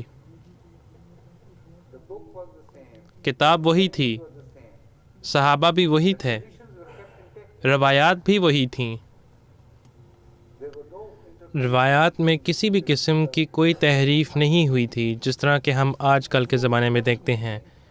تو اس وقت کچھ تبدیل نہیں ہوا، لیکن ایک بات تھی کہ وہ شخص جس کا ذکر قرآن کریم میں یزکیہم کے طور پر کیا گیا تھا وہ موجود نہیں تھے۔ تو وہ لوگ کہتے ہیں کہ پیغام کی تکمیل کے بعد یا کتاب کی تکمیل کے بعد مزید انبیاء کی کیا ضرورت ہے؟ یہ بات جو ابھی بیان ہوئی ہے کافی ہونی چاہیے ان لوگوں کے سمجھنے کے لیے۔ اور در حقیقت انبیاء کی ضرورت ہے، اور یہ ایک ایسی ضرورت ہے جو وقت کے ساتھ ساتھ بڑھتی چلی گئی، Until it reached the highest of the loftiest skies, heavens. اور یہ ایسی ضرورت تھی جس کا وقت تقاضا کرتی تھی That Muhammad Mustafa, کہ محمد مصطفیٰ صلی اللہ علیہ وسلم اب نہیں ہیں، اور ان کی ضرورت پوری دنیا میں محسوس کی گئی۔ that is the difference which is made یہ وہ فرق ہے presence of, جو ایک مزکی کی موجودگی اور عدم موجودگی سے ہوتا ہے۔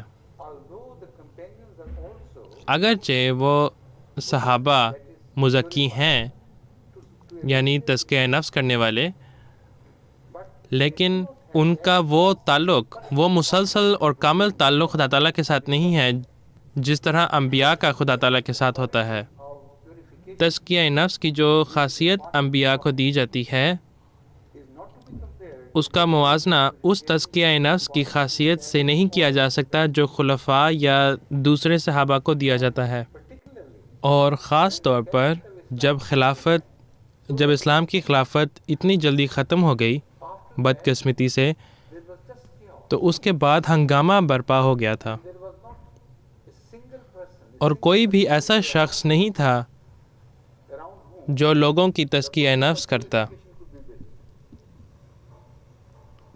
So if تو اگر اور کوئی وجہ نہ ہو، a prophet لیکن must come, تزکیہ نفس کے لیے خدا تعالیٰ کے نبی کا آنا بہت ضروری ہے۔ but that is not اور بات یہاں ختم نہیں ہوتی، this verse continues اس آیت میں to mention some other aspects. نبوت کے بعض اور پہلوؤں کا بھی ذکر کیا گیا ہے، اور ایک یہ ہے یعلمہم الکتاب، It remains the same. کتاب وہی رہتی ہے، لیکن It is taught so differently. اسے بعد میں مختلف طریقے سے سکھایا جاتا ہے۔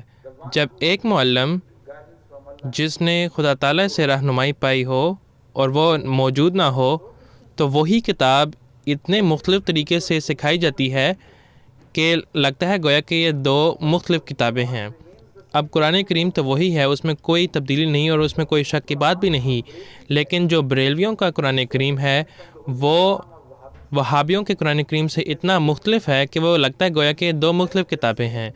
انہی آیات کی اتنی مختلف طریقے سے تشریح کی جاتی ہے کہ انسان حیران رہ جاتا ہے، And so the اور ان کی تشریحات آپس میں اتنی مخالف نظر آتی ہیں that according to one, کہ کسی ایک فرقے کے نزدیک the interpretation کوئی دوسرے فرقے کی تعلیمات یا اس کی تشریحات جو ہیں وہ اسلام سے اتنی دور نظر آتی ہیں کہ وہ لوگ جو اس تشریح میں مانتے ہیں وہ مسلمان کہنے کے اس لائق ہی نہیں۔ and obviously this, although the difference اگرچہ based on تشریحات انہی آیات کی مختلف ہیں، مثال کے طور پر قرآن کریم کی ایک آیت ہے، قل انما انا بشر مثلکم یوحا الی انما الہکم الہ واحد فمن کان یرجو لقاء ربہ فلیعمل عملا صالحا ولا یشرک بعبادت ربہ احدا۔ یہ ایک ایسی آیت ہے جو بریلوی لوگ اور وہابی لوگ دونوں مختلف طریقے سے اس کی تشریح کرتے ہیں۔ وہابی لوگ اس کی تشریح یہ کرتے ہیں کہ حضور صلی اللہ علیہ وسلم ایک انسان ہے جس طرح باقی سب لوگ انسان ہیں، اور وہ اس بات پر اتنا زور ڈالتے ہیں کہ وہ حضور صلی اللہ علیہ وسلم کی دوسری امتیازی خصوصیات کو بھول جاتے ہیں جو کہ اسی آیت میں مذکور ہیں۔ وہ انسان ہے، لیکن وہ انسان یوحا الیہ انما الہکم الہ واحد، وہ ایسے انسان ہیں جنہیں وحی کے لیے خدا تعالیٰ کی طرف سے چنا گیا ہے، تو اس لیے وہ ایک عام انسان نہیں ہے۔ یہ جو پہلو ہے وہ بھلا بیٹھے ہیں، اور جس پر وہ زور زیادہ دیتے ہیں وہ یہ ہے انما انا بشر مثلکم، کہ میں تم جیسا ایک بشر ہوں، اور وہ سمجھتے ہیں کہ حضور صلی اللہ علیہ وسلم ایک عام انسان کی طرح ہیں۔ اب دوسری طرف جو بریلوی لوگ ہیں وہ یہ کہتے ہیں کہ یہ توہین رسالت ہے۔ وہ کہتے ہیں کہ جو کوئی حضور صلی اللہ علیہ وسلم کے بارے میں یہ کہے کہ وہ ایک عام انسان کی طرح ہیں،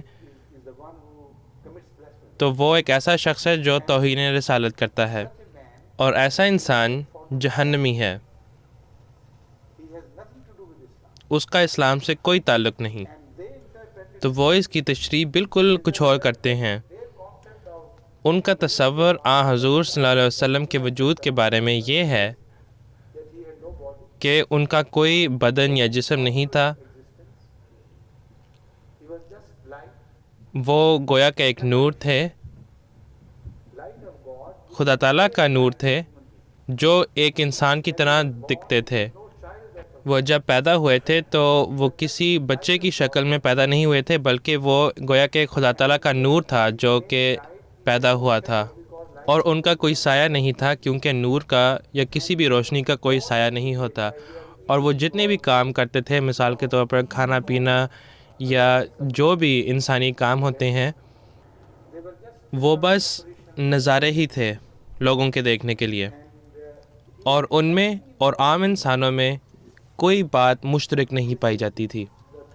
تو یہ وہ تشریح ہے جو بریلوی لوگ اسی آیت کی کرتے ہیں۔ تو تعلیم کتاب جو ہے وہ اس حد تک بدل گیا ہے کہ قرآن کریم کی ایک ہی آیت کا اس انداز میں ترجمہ کیا گیا ہے یا اس کی تشریح کی گئی ہے کہ اگر ایک صحیح ہے تو دوسرا بالکل غلط ہے، اور اگر دوسرا صحیح ہے تو جو پہلی تشریح ہے وہ بالکل غلط ہے۔ تو کسی ایسے بندے کی ضرورت ہے جو اس کتاب کو سکھلائے اس نور کے ذریعے جو وہ خدا تعالیٰ سے پاتا ہے، یعنی خدا تعالیٰ کی رہنمائی کے ذریعے۔ اس لیے ایک مہدی کی ضرورت ہے جو ہدایت دے، اور اسی بات کی حضور صلی اللہ علیہ وسلم نے پیش گوئی بھی فرمائی تھی کہ ایک ایسا وقت آئے گا جب کہ تعلیم تو وہی رہے گی، لیکن کسی مہدی کی ضرورت ہوگی کہ وہ آ کر اس کتاب کو لوگوں کو سکھائے۔ جو چوتھا پہلو ہے وہ صرف سکھانے سے تعلق ہی نہیں رکھتا، بلکہ اس میں فلسفہ سکھانا بھی شامل ہے۔ فلسفہ ایک ایسی چیز ہے جو ہر ایک انسان گہرائی میں جا کے نہیں سمجھ سکتا۔ فلسفہ ایک ایسی چیز ہے جو براہ راست خدا تعالیٰ کی طرف سے دی جاتی ہے، اس تک کوئی پہنچ نہیں سکتا، اور یہی اس آیت کا مطلب ہے لا یمسہ الا المطہرون، یعنی کہ کوئی بھی قرآن کریم کو چھو نہیں سکتا سوائے ان لوگوں کے جنہیں خدا تعالیٰ کی طرف سے پاکیزہ کیا گیا ہو۔ تو فلسفہ سکھانے کے لیے یہ بات ضروری ہے کہ کوئی ایسا شخص ہو جو خدا تعالیٰ کی طرف سے پاکیزہ کیا گیا ہو، اور جو خدا تعالیٰ کی طرف سے رہنمائی پائے، اور قرآن کریم کے مطابق یہ نبوت کا ایک کام ہے۔ تو یہ جو 4 کام ہیں نبوت کے جن کا ذکر اس آیت میں کیا گیا ہے، وہ سب سے پہلے ایک شریعت کے نازل ہونے سے تعلق رکھتی ہے۔ وہ شریعت آخری ہو سکتی ہے کیونکہ وہ شریعت کامل اور مکمل ہے، لیکن جو باقی 3 کام ہیں وہ ایسے کام ہیں کہ ان کے بارے میں یہ نہیں کہا جا سکتا کہ اب وہ کام ختم ہو گئے ہیں، کیونکہ یہ ایسے کام ہیں جو مسلسل ہوتے رہیں گے، اور ان کا بجا لانا بھی ضروری ہے ہر دور میں۔ اور اس لحاظ سے کوئی بھی یہ نہیں کہہ سکتا کہ کسی نبی کے آنے کی ضرورت نہیں جو ہمیں پاک کرے، ہمیں کتاب سکھائے اور ہمیں حکمت سکھائے یا وہ فلسفہ سکھائے۔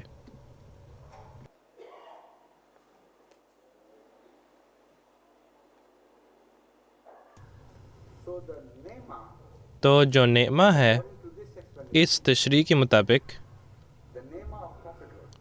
نبوت کا جو نعمہ ہے وہ مسلسل ہے، کوئی بھی اسے ختم نہیں کر سکتا، اور اسی لیے حضور صلی اللہ علیہ وسلم نے اس بات کا اقرار کیا، لم یبقى من النبوۃ الا المبشرات۔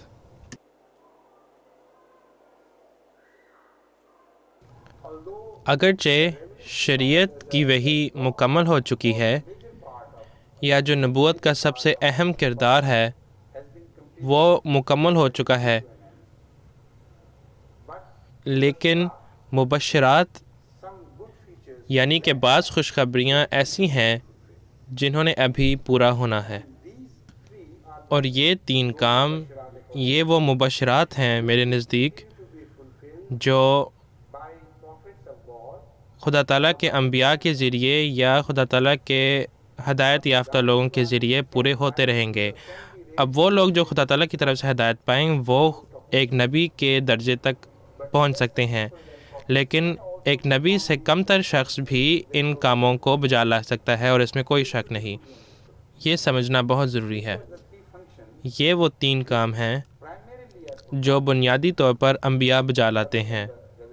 کتاب کی وحی کے علاوہ یہ وہ 3 کام ہیں جو بنیادی طور پر انبیاء بجا لاتے ہیں، لیکن یہ صرف اور صرف انبیاء ہی نہیں بجا لاتے، لیکن انبیاء ان کاموں کو سب سے بہترین طریقے سے بجا لا سکتے ہیں۔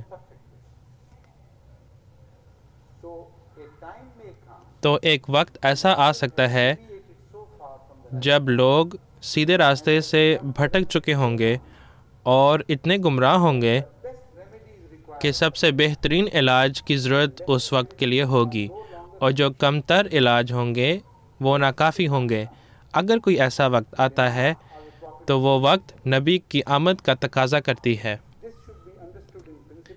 یہ بنیادی بات ہے جو ہمارے سمجھنے کے لیے ضروری ہے، اور قرآن کریم کی روشنی میں، قرآن کریم کی آیات کی روشنی میں یہی بات سامنے آتی ہے۔ اب میں اسی تسلسل میں نعمہ کے ایک اور پہلو کی طرف آتا ہوں۔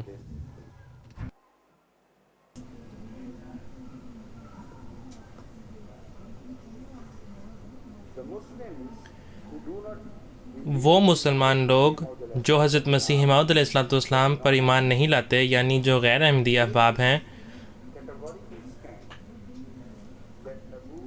وہ یہ سمجھتے ہیں کہ نبوت جو ہے، جو سب سے بہترین نعمہ ہے جس کا ذکر قرآن کریم میں بھی کیا گیا ہے، وہ بالکل ملتوی ہو چکا ہے۔ نبوت میں سے کچھ بھی نہیں باقی رہا حضور صلی اللہ علیہ وسلم کے بعد۔ تو نبوت گویا کہ بالکل ملتوی ہو چکا ہے، اور وہ سمجھتے ہیں کہ یہ تاریخ میں سب سے پہلی دفعہ ایسا ہوا ہے۔ لیکن ہم اس کے برعکس یہ سمجھتے ہیں اور اس بات پر ایمان لاتے ہیں کہ جو نعمہ ہے وہ کبھی ختم نہیں ہو سکتا، وہ ملتوی نہیں ہو سکتا۔ یہ ایک بنیادی بات ہے جو بالکل بھی درست معلوم نہیں ہوتی۔ یہ ایک عجیب بات معلوم ہوتی ہے کہ جو سب سے بہترین نعمہ ہے وہ بالکل ختم ہو جائے، اور خدا تعالیٰ چاہتے ہوئے اسے ختم کر دے۔ ایسا کیوں ہو؟ اب یہ جو موضوع ہے یہ مختلف پہلوؤں سے اس کا ذکر کیا جا سکتا ہے۔ بعض پہلوؤں کا ذکر ہم کر چکے ہیں میرے پچھلے دروس میں اور میرے بعض خطبات میں بھی،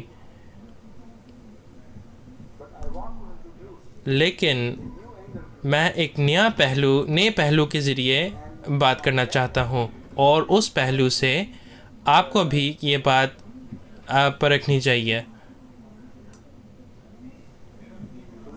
اس پہلو سے آپ کو احمدیوں اور غیر احمدیوں دونوں کا جو زاویہ نگاہ ہے وہ دیکھنا چاہیے، اور پھر خود سوچیں، خود دماغ لڑائیں کہ کون سا نظریہ، کون سا تصور زیادہ بہتر ہے، زیادہ قرین قیاس ہے۔ نعمہ جو ہے وہ خدا تعالیٰ کی ایک نعمت ہے۔ اتمام نعمت اس نعمت کی تکمیل ہے، اور اکمال نعمہ جو ہے وہ قانون یا شریعت کی تکمیل ہے، تاکہ اس میں کسی اور چیز کا اضافہ نہ کیا جائے۔ تو جہاں تک قانون یا شریعت کا تعلق ہے، اس کے بارے میں کہا جا سکتا ہے کہ وہ ختم ہو سکتی ہے اگر وہ مکمل ہو، کیونکہ law once perfected جب ایک قانون یا شریعت مکمل ہو جائے، کامل ہو جائے اور اس میں کوئی تحریفات نہ ہو تو پھر اس میں آگے کوئی اضافہ نہیں ہو سکتا. کمال کا مطلب ہے وہ چیز جو بالکل مکمل ہو اور جو تکمیل تک پہنچے، اور جو چیز مکمل ہو اس میں کسی چیز کا اضافہ نہیں کیا جا سکتا اور نہ اس مکمل چیز میں سے کسی چیز کو باہر نکالا جا سکتا ہے. تو اگر قرآن کریم کے مطابق حضور صلی اللہ علیہ وسلم ایک شریعت لانے والے نبی ہیں جنہیں ایک کامل اور مکمل شریعت ملی، اور اگر حضور صلی اللہ علیہ وسلم سے ایک وعدہ کیا گیا ہے کہ کسی اور کو یہ حق نہیں ہوگا کہ وہ اس میں کوئی تحریف کرے یا اس میں کوئی تبدیلی پیدا کرے، کوئی اضافہ پیدا کرے یا اس میں سے کوئی چیز نکالے، اور یہ کتاب جو ہے یہ ہر لحاظ سے محفوظ رہے گی ہمیشہ کے لیے، تو پھر وہ منطقی نتیجہ کیا ہے جو ہم اس سے نکال سکتے ہیں؟ وہ یہ ہے کہ اور کوئی کتاب نازل نہیں ہو سکتی اور کوئی نیا قانون انسانیت کو نہیں دیا جا سکتا، کیونکہ اگر کوئی نیا قانون، کوئی نئی شریعت دی جائے کسی کامل اور مکمل شریعت کے بعد جب کہ اسے محفوظ کیا گیا ہے، تو اس کا نتیجہ پھر یہ نکلتا ہے کہ وہ جو نئی شریعت ہے، جو نیا قانون ہے، وہ اس کو پھر مکمل ہونا چاہیے. اور وہ کس قسم کا خدا ہوگا جس نے کوئی کامل شریعت نازل کرنے کے بعد کوئی اور قانون نازل کیا ہو جو کہ نامکمل ہے اور وہ پہلی شریعت کی گویا جگہ لے لے؟ تو یہ بالکل غیر منطقی بات ہے اور ناممکن سی بات ہے. انسانی سوچ اس بات کا ہرگز تصور بھی نہیں کر سکتی. ظاہر ہے کہ قرآن کریم کا جو دعویٰ ہے وہ درست ہے. تو جہاں تک ان لوگوں کا سوال ہے جو اس دعوے میں ایمان رکھتے ہیں، کوئی ممکنہ صورتحال ایسی نہیں ہے کہ اس شریعت میں جو حضور صلی اللہ علیہ وسلم کو نازل ہوئی کوئی تبدیلی ہو، کوئی اضافہ ہو یا کوئی چیز باہر نکالی جائے. تو نبوت کا یہ پہلو جو ہے وہ ہر لحاظ سے مکمل ہے، اور کوئی نبی ایسا نہیں جو حضور صلی اللہ علیہ وسلم کے بعد آ سکے جو کہ آخری نبی ہیں. یہ حضور صلی اللہ علیہ وسلم کا خاتم النبیین ہونے کا معنی ہے. اگر اور کوئی وجوہات ہیں انبیاء کے آنے کی، اگر کوئی ایسے کام ہیں جن کا بجا لانا ضروری ہے جو کہ انبیاء کرتے ہیں، پھر اگر ان کاموں کا پھر بھی بجا لانا ضروری ہے تو پھر انبیاء کا آنا ملتوی کیوں ہو؟ یہ اصل سوال ہے. کسی بھی نعمہ کو ختم نہیں ہونا چاہیے. اگر کسی نعمہ کو ختم کیا جائے تو یہ گویا کہ ایک لعنت ہے، کیونکہ سب سے پہلی بات تو یہ ہے کہ جہاں تک قانون کا تعلق ہے تو ہم نے یہ بات ثابت کی ہے کہ جو نعمہ ہے وہ آ کر رہنے والی چیز ہے، تو اس لیے اس میں کسی تبدیلی کی ضرورت نہیں ہے، کیونکہ وہ نعمہ مکمل ہے اور کامل ہے، اس لیے اس میں کوئی تبدیلی کی گنجائش ہی نہیں ہے. لیکن جب آپ پاکیزگی کی طرف آتے ہیں تو یہ ایک بات مثبت ہے کہ پاک کرنے کی جو خاصیت انبیاء کو دی جاتی ہے وہ ہر لحاظ سے بالا تر ہے، اور اس کا مقابلہ ان کمتر لوگوں سے نہیں کیا جا سکتا جنہیں یہ پاک کرنے کی خاصیت دی جائے، اور اس میں کوئی شک کی بات نہیں. تو جب آپ یہ کہتے ہیں کہ ایسے انبیاء گویا کہ ملتوی ہو چکے ہیں جو کہ لوگوں کو پاک کر سکتے ہیں، تو اس کا مطلب یہ ہے کہ جو سب سے بہترین نعمہ ہے وہ ختم ہو چکی ہے. اب ایک ہی وجہ ایسی ہو سکتی ہے کہ لوگ حضور صلی اللہ علیہ وسلم کے ذریعے اتنے پاک ہو گئے ہوں یا گویا کہ مستقل طور پر ہی پاک کیے گئے ہوں کہ اس کے بعد وہ کبھی دوبارہ نہیں بگڑیں گے. اگر ایسا ہوتا تو پھر کسی بھی پاک کرنے والے شخص کی کوئی ضرورت نہیں، لیکن ایسا ہو نہیں سکتا، ایسا کبھی ہوا بھی نہیں. حضور صلی اللہ علیہ وسلم کی پیش گوئی کے عین مطابق ایسا ہونا ہی نہیں تھا. کیونکہ لوگ جو تھے انہوں نے بگڑنا ہی تھا اس حد تک کہ حضور صلی اللہ علیہ وسلم نے ان کی تشبیہ ابتدائی یہودیت سے کی ہے. تو اگر وہ اس حد تک بگڑ سکتے تھے اور خدا تعالیٰ نے یہ کہا ہے کہ کوئی پاک کرنے والا ایک نبی کے درجے پر نہیں آئے گا اور آپ کو اس سے کم تر لوگوں کے ساتھ کام کرنا پڑے گا، تو کیا یہ خدا تعالیٰ کی برکت ہے یا نہیں ہے؟ یہ اصل سوال ہے. دوسری بات یہ کہ کتاب کا سکھانا، جیسا کہ میں نے پہلے بھی ذکر کیا ہے، اگر وہ کتاب جو حضور صلی اللہ علیہ وسلم کے ذریعے سکھلائی گئی، اگر وہ پورے طور پر ہر لحاظ سے مکمل اور کامل طور پر سکھلائی گئی کہ اس کے بعد اس تعلیم پر اور کوئی مزید روشنی ڈالنے کی ضرورت ہی نہیں، تو پھر ظاہر ہے کہ کسی نئے نبی کے آنے کی ضرورت نہیں تاکہ وہ اس کتاب کو سکھلائے. لیکن اگر اس کے برعکس حضور صلی اللہ علیہ وسلم کے وصال کے بعد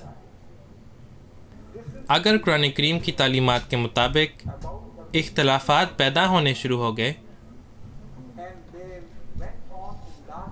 اور اگر وہ اختلافات بڑھتے چلے گئے اس حد تک کہ وہ ایک دوسرے کے بالکل مخالف ہوں اور عملی طور پر گویا کہ 2-3 مختلف کتب بن جائیں، یعنی کہ جب کوئی ایک فرقہ قرآن کی تفسیر کرے تو وہ کچھ اور ہو، اور جب کوئی اور فرقہ قرآن کی تفسیر کرے تو وہ بالکل کچھ اور ہو. تو در حقیقت باوجود اس کے کہ قرآن ایک ہی ہے، ایک ہی کتاب ہے، لیکن فرقوں کے لحاظ سے گویا کہ 72 قرآن کریم بن چکے ہیں.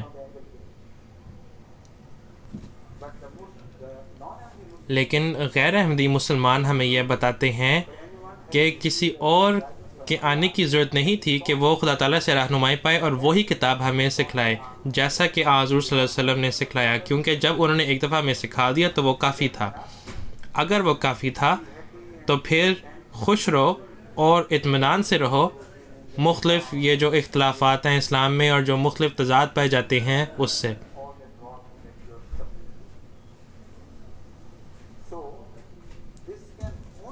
تو یہ کام صرف ایک ایسے شخص سے کیا جا سکتا ہے جو براہ راست خدا تعالیٰ سے رہنمائی پائے اور خدا تعالیٰ کی رہنمائی کے ذریعے وہی کتاب سکھلائے، اور وہ تب ہی ایک ہی کتاب بن سکتی ہے.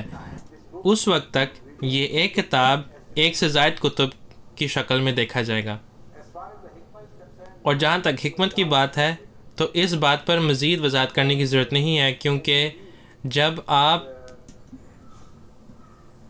ابتدائی علماء کی باتیں پڑھیں، یعنی حضور صلی اللہ علیہ وسلم کے زمانے اور حضرت مسیح علیہ السلام کے زمانے کے درمیان، تو جو باتیں انہوں نے اسلامی تعلیمات کے فلسفے کے بارے میں کی ہیں، آپ حیران ہوں گے یہ بات معلوم کر کے کہ جو فلسفہ انہوں نے سمجھا یا جو فلسفہ انہوں نے پیش کیا وہ اتنا عجیب و غریب ہے اور انسانی حقائق کے بالکل برخلاف ہے کہ بجائے اس کے کہ آپ اس سے کچھ حاصل کریں تو آپ کا ایمان قرآن کریم سے اٹھ جائے گا. قرآن کریم کی تعلیمات کے متعلق انتہائی عجیب و غریب قسم کی باتیں لکھی ہوئی ہیں. اور جب حضرت مسیح علیہ السلام آئے اور خدا تعالیٰ کی رہنمائی کے ذریعے جو فلسفہ انہوں نے قرآن کریم کی تعلیمات کا پیش کیا، اگر آپ وہ خود پڑھیں یا اگر آپ وہ کسی غیر مسلم کو بھی دیں تو وہ بہت متاثر ہوگا ان اسلامی تعلیمات سے جو حضرت مسیح علیہ السلام نے پیش کی، کہ وہ عظیم الشان مقام جو قرآن کریم کا ہے وہ پھر سے قائم کیا جاتا ہے جیسا کہ حضور صلی اللہ علیہ وسلم کے زمانے میں قائم کیا گیا تھا. ابھی پچھلے دن ہی مجھے یوگوسلاویہ سے ایک خط ملا. میں نے آپ کو پہلے بھی بتایا تھا کہ خدا تعالیٰ نے ہماری ایک مدد کی ہے، یعنی جس طرح کہ اس نے ہمیں وعدہ کیا ہے کہ وہ ہمیں انصار دے گا. تو یوگوسلاویہ میں غیر مسلمانوں میں سے ایک شخص تھا جو کہ سربو کرویٹ ہے، جو سربو کرویشین زبان بولتا ہے. اب ہمارے پاس ایک ایسے عالم کی کمی تھی جو سربو کرویشین زبان میں ہمارا احمدی لٹریچر کا ترجمہ کر سکے. بڑی جد و جہد کے بعد ہمیں ایک احمدی عالم کا پتہ چلا جو البینین زبان میں ترجمہ کر سکتا تھا، جو یوگوسلاویا میں اقلیت میں بولی جاتی ہے، لیکن جو عام زبان ہے وہ سربو کروشین ہے۔ تو خدا تعالیٰ نے تحفے کے طور پر ہمیں ایک ایسا عالم دیا جو سربو کروشین تھا، اور وہ اتفاقاً حضرت مسیح علیہ السلام کی ایک کتاب سے گزرا، اور اس کتاب کا نام تھا مسیح ہندوستان میں۔ اور وہ اس کتاب سے اتنا متاثر ہوا کہ اس نے اس کتاب کا خود ترجمہ کر لیا، اور ترجمہ کرنے کے بعد اس نے کسی پبلشر سے رابطہ کیا، لیکن اس کتاب کو شائع کرنے سے پہلے وہ اتنا اچھا آدمی تھا کہ اس نے سوچا کہ مناسب ہوگا کہ میں پہلے احمدیہ مسلم جماعت سے اجازت لے لوں۔ تو اس نے مجھے ایک خط لکھا اور تعارف پیش کیا کہ یہ میں نے سارا کام کیا ہے، سب کچھ تیار ہے، اب میں چاہتا ہوں کہ اگر آپ کی اجازت ہو تو کیا میں اس کا ترجمہ شائع کر سکتا ہوں یا نہیں۔ تو جب یہ خط مجھے ملا، میں نے صرف اسے اجازت ہی نہیں دی شائع کرنے کے لیے، بلکہ لیکن صرف یہی بات نہیں تھی، وہ اتنا متاثر تھا اس کتاب سے کہ اس نے یہ لکھا کہ میں نے یہ فیصلہ کیا ہے کہ میں حضرت مسیح علیہ السلام کی دوسری کتب کا بھی ترجمہ کروں گا اگر مجھے وہ کتابیں بھیجی جائیں۔ تو ایک طلب اس کے اندر پیدا ہوئی، تو میں نے اسے کچھ کتابیں بھیجیں، اور ان میں سے ایک کتاب اسلامی اصول کی فلسفی تھی، اور یہی وہ موضوع ہے جس کا ہم اب ذکر کر رہے ہیں۔ اب پچھلے دن ہی مجھے اس کے کچھ تبصرے ملے تھے اس کتاب کے بارے میں۔ وہ اس کتاب کے پڑھنے کے بعد اتنا خوش تھا کہ اس نے کہا کہ اس کے پڑھنے کے بعد میں اب سمجھ گیا ہوں کہ اسلام ایک بالکل نیا مذہب ہے، اور بالکل مختلف ہے اس اسلام سے جسے عام لوگ جانتے ہیں۔ اور اس نے مجھے لکھا کہ اگر مغربی معاشرے میں اسلام کا یہ تصور پیش کیا جائے جو اس کتاب میں موجود ہے، جو حقیقی اسلام ہے، تو پھر لوگ بہت متاثر ہوں گے، اور انہیں اپنے اسلام کے متعلق جو خیالات ہیں وہ تبدیل کرنے پڑیں گے، اور پھر انہیں اسلام سے دلچسپی بھی پیدا ہوگی۔ تو خدا تعالیٰ کے فضل و کرم سے انہوں نے اس کتاب کا ترجمہ کرنا شروع کر دیا ہے، یہ شاید وہ مکمل ہو چکا ہے۔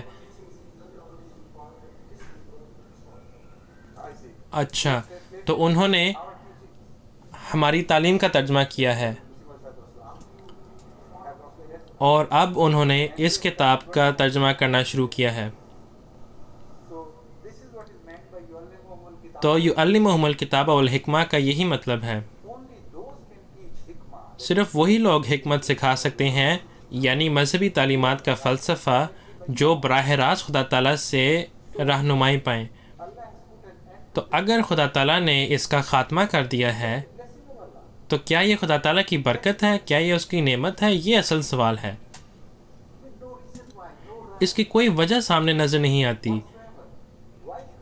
خدا تعالیٰ اپنی برکات کو کیوں ختم کرے، کیوں روکے، اور لوگوں کو حضور صلی اللہ علیہ وسلم کے بعد اپنی انعامات سے محروم رکھے؟ کیا یہ بات حضور صلی اللہ علیہ وسلم کے حق میں جاتی ہے؟ انہیں غیر مسلمانوں کی نظر میں کس نظریے سے دیکھا جائے گا؟ ایک ایسا نبی جس کے بعد اور کوئی شریعت لانے والا نہیں آ سکتا، ٹھیک ہے، وہ بات ٹھیک ہے کیونکہ وہ مکمل شریعت ہے، لیکن یہ یہاں بات ختم نہیں ہوتی۔ ان کے مطابق ایک نبی جس کے بعد لوگوں نے بہت بگڑ جانا ہے، اور وہ تقویٰ کی راہوں سے بالکل بھٹک جائیں گے اور اسلام کی تعلیمات سے بالکل ہٹ چکے ہوں گے، لیکن خدا تعالیٰ کی طرف سے پھر بھی کوئی نہیں آئے گا کہ وہ ان کی مدد کرے اور تاکہ وہ سیدھے راستے پر واپس لائے جائیں۔ یہ خاتم النبیین کا مطلب ہے ان کے مطابق۔ لوگوں کے درمیان اس کتاب کی تعلیمات کے حوالے سے اختلافات ہوں گے جب تک کہ 72 فرقے نہ بن جائیں، اور ان میں اس حد تک اختلافات ہوں گے کہ وہ بالکل الگ لگیں گے ایک دوسرے سے، اور ان کا کسی ایک بات پر متفق ہونا محال ہوگا، لیکن ان لوگوں کے مطابق یہ حضور صلی اللہ علیہ وسلم کی شان کے خلاف ہے کہ خدا تعالیٰ کوئی نبی بھیجے اس کتاب کو سکھانے کے لیے.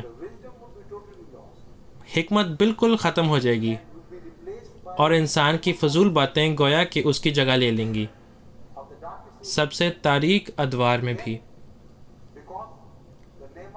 لیکن چونکہ نعمت ختم ہو گئی ہے تو لوگ واپس سیدھے راستے پر نہیں آ سکیں گے. اگر یہ ختم نبوت کا مطلب ہے تو پھر حضور صلی اللہ علیہ وسلم کے رتبے کا کیا ہوگا، ان کا درجہ کیا ہے؟ ان سے پہلے جب کبھی انسانیت میں کسی مہدی کی ضرورت تھی، کسی رہنمائی کرنے والے کی ضرورت تھی تو وہ آیا، لیکن حضور صلی اللہ علیہ وسلم کے بعد جب اس کی ضرورت پڑی تو کوئی نہیں آیا کیونکہ وہ نعمت ختم ہو چکی ہے. تو نعمت کا ختم ہونا یہ کوئی برکت والی بات نہیں ہے. خدا تعالیٰ کے انعامات کا ختم ہونا یہ ہرگز کوئی برکت والی بات نہیں ہے، یہ بلکہ ایک لعنت ہے. اور یہی ہم آج کل کی دنیا میں بدقسمتی سے دیکھ رہے ہیں. آپ اگر مسلمانوں کو کہیں کہ دجال آئیں گے اور کئی دجال آئیں گے، کم از کم 30 دجال آئیں گے، تو وہ کہیں گے کہ ہاں ضرور، بالکل ٹھیک ہے.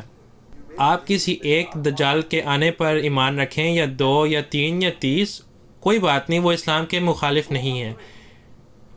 آپ اگر خود دجال ہونے کا دعویٰ بھی کریں تو وہ بھی ٹھیک ہے، آپ کو دائرہ اسلام سے خارج نہیں کیا جائے گا، کیونکہ یہ اسلام کا ایک باقاعدہ عقیدہ ہے کہ دجال آئے گا. تو کوئی بھی اگر دجال ہونے کا دعویٰ کرے تو وہ بالکل ٹھیک ہے، لیکن نبی ہونے کا دعویٰ کرنا یہ بالکل غلط ہے، کیونکہ یہ خدا تعالیٰ کے بہترین انعامات میں سے ہے اور یہ بہترین انعامات ختم ہو چکے ہیں ہمیشہ ہمیشہ کے لیے. تو اب ہم اس سے یہ سمجھے ہیں، حضور کو بتایا جا رہا ہے کہ وقت اب ختم ہو رہا ہے. حضور فرماتے ہیں کہ نہیں، اب یہ نہیں ہو سکتا، آپ کو غلطی لگی ہے. تو اگرچہ خدا تعالیٰ کے انعامات ختم نہیں ہو سکتے، وقت ختم ہو سکتا ہے، دن ختم ہو سکتا ہے. یہ مجھے بتا رہے ہیں کہ وقت ختم ہو گیا ہے، تو اس لیے ہم یہیں پہ ختم کرتے ہیں، اور انشاءاللہ کل میں نبوت کے بعض اور پہلوؤں پر روشنی ڈالوں گا انبیاء کے کردار کی روشنی میں، اور یہ بڑا ایک دلچسپ مطالعہ ہوگا. خدا تعالیٰ کے جو انعامات ہیں وہ انبیاء پر نازل ہوئے ہیں، اور بہترین طور پر، سب سے اعلیٰ طریق پر. اور وہ لوگ جو انبیاء کا انکار کرتے ہیں، ظاہر ہے کہ وہ لوگ بھٹکے ہوئے ہیں. تو اس لیے یہ وہی لوگ ہیں جو خدا تعالیٰ کے انعامات سے محروم ہوتے ہیں، اور یہی وہ لوگ ہیں جن کا ذکر سورہ فاتحہ میں کیا گیا ہے، مغضوب علیہم اور الضالین کے ماتحت. اور ان کا کردار کبھی بھی ایک دوسرے سے برابر نہیں ہو سکتا، کیونکہ ایک جگہ کھڑا ہے اور دوسرا دوسری جگہ کھڑا ہے، اور وہ کبھی اکٹھے نہیں ہو سکتے. مغرب اور مشرق اکٹھے ہو سکتے ہیں، لیکن وہ طاقتیں جو انبیاء کے مخالف ہیں وہ کبھی بھی برابر نہیں ہو سکتے، یا کبھی اکٹھے نہیں ہو سکتے. یعنی ان کا جو رویہ ہے یا ان کا جو کردار ہے وہ کبھی برابر کا نہیں ہو سکتا.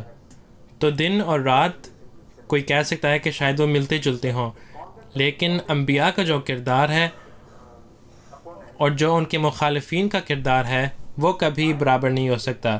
تو میں قرآن کریم سے انبیاء کا کردار ثابت کروں گا، پیش کروں گا، اور اسے ان کے مخالفین کے کردار کے بالمقابل پیش کروں گا. اور اس طریقے سے میں آپ کے سامنے 2 مختلف قسم کے کردار کو پیش کروں گا.